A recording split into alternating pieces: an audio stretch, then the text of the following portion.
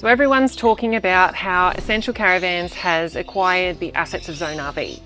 Now, this by no means fixes the situation. There's still a lot of people out of pocket, and ourselves included, and our hearts go out to everyone else as well. Yet we're looking to the future, and we see there to be a number of reasons that this is a really good thing and way better than it otherwise could have been. Yet there were some details in the news that from where we're standing and who we know behind the scenes, we were like, what the? That doesn't sound quite right. So we did a little bit more talking to people we know, and this video is here to share what we have either learned or figure, and I'll tell you as I go which one's which. If this is the first you've come across us, I'm Zoe from Flat Out. We are among the 300 odd creditors that were caught when Zone RV went bankrupt at the 1st of December last year.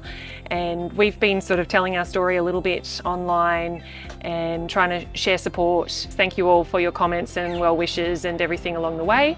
This is just the next piece of that puzzle. So, what we do know, the business has been folded, and that's what liquidation was all about. The brand, the manufacturing, the products are now about to be purchased by Essential Caravans. It's public knowledge, so that's fantastic. I've never met Jamie myself, but Jamie is the owner of Essential Caravans. He sounds like a really genuine, down-to-earth, caring human. So we're not talking about some kind of business tycoon that's tried to swoop in on a cheap deal of a whole bunch of assets. We're talking about someone who has the know-how and capacity and desire to get this business to better than its heydays and to look after all the people along the way. We also know that Adrian Toft, Tufty, as you may know him, has been hired to be part of this new journey. Now, when we started working with Zone RV, Tufty was in charge, and he was the most fantastic person to work with. His team all loved him. We think he's great. He's got a really down-to-earth energy, especially for someone in such a high-powered position as he was. What we did notice over time is after Tufty left, many of our friends that we'd developed relationships with and really enjoyed working with also started dropping off as well. So from the liquidation information, it very much looks like it was never really that the business had bad sales or the business was making bad vans. From everything we witnessed and from all understanding, that was great. The business side of things was fantastic, and we're really hoping that the guys at Essential and the new Zone RV will be able to become that again. Especially with Tufty involved, we're super excited about that. I think in terms of Tufty, I've seen some questionable comments about that. I feel sad about the amount of blame that's been shifted onto him over any of this. Jamie would have been through every piece of paperwork in the negotiations for purchasing this business. Like, anyone who was going to buy a business that's gone bankrupt would be insane not to look at every little detail. Now, if he's gone and done that and then still chosen to hire Tufty, I think we could pretty much say Tufty was not the problem, and I see it to be a very positive move. Where does this leave staff? We do know that all the staff that were laid off will get their entitlements.